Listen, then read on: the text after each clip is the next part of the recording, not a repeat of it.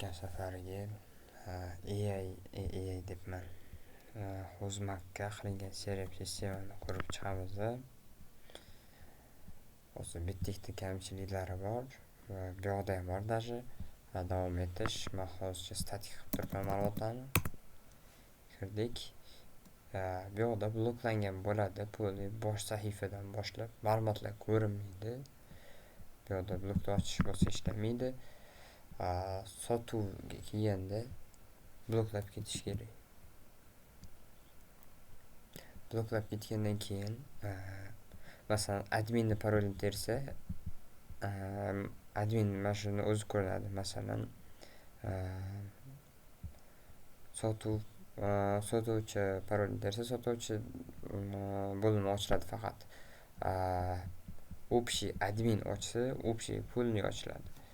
Bu yoqda bosh sahifa bor, mahsulotlar, keyin birliklar, masalan kilogramm va boshqalar, omborlarni tahlillash bo'ladi, har bitta ombor bo'yicha ma'lumot olish bo'ladi.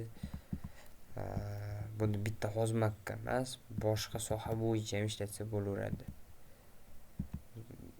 Mana har bittasi bo'yicha ma'lumotlari saqlanadi. Masalan, har bitta xozmak bo'yicha saqlasa bo'ladi. Bu yoqda sotuvlar, keyin kassa yopish, kunlik kassa yopish, qancha pul daromad kirgizsa bo'ladi, qaytimlar. Masalan, zakazni qaytarishgan, men mana shu narsani olmayman deyishgan bo'lsa, shu narsani ayirib yuborsa bo'ladi. Bu yoqda hisobotlar, yana batafsil hisobotlar bo'ladi.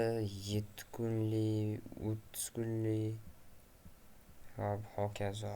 Buyurtmalar biz o'zimiz masalan kitob magazinga birorta joyga bergan buyurtmalarimizni ko'ra olsak bo'ladi. Qo'shsak bo'ladi, zakaz qilgan buyurtmalarimizni ko'ra olamiz. Nasiya savdo. Nasiya qilgan savdolarimizni ko'ra olamiz. Bu yoqda agent, masalan, biz bu kim bilan tanish bo'lib qoldik, ma'lumotlarni yozib olsak bo'ladi. Masalan, yangi sotadigan agentlar chiqishi mumkin. Shularning ma'lumotlarini saqlab olsak bo'ladi ertaga. Ogohlantirish. Masalan, birorta tovarlar kam qoldimi, yoki nasiya savdoda vaqtida to'lashmayaptimi, ogohlantiradi. Bu yoqda bu yoqda ham masalan rosa kam miqdorda tovar qolsa, shu yoqda ogohlantiradi. Nom bilan ko'rsak bo'ladi. Bu yoqda backend yoqmaganligi uchun ishlamayapti. Bloklagandan keyin ishlamaydi bu pulni. Blokdan ochayotganimizda rasmga oladi. Masalan, ruxsat bermaganmanda, shunga saqlamayapti. Backenddan ham ishi bor. Ruxsat bergandan keyin har bir kishi kirgani hammasini saqlab ketadi. Mana voqlarigacha admin, pin, kassir, pulni hammasini saqlab ketadi. Kim qilyapti? Bu yoqda qidirsa bo'ladi, shtrix kod bo'yicha qidirsa bo'ladi. Hozircha bu boshlayotgan bo'limimiz. Xudo xohlasa bundan ham yaxshiroq qilib ko'proq qilamiz.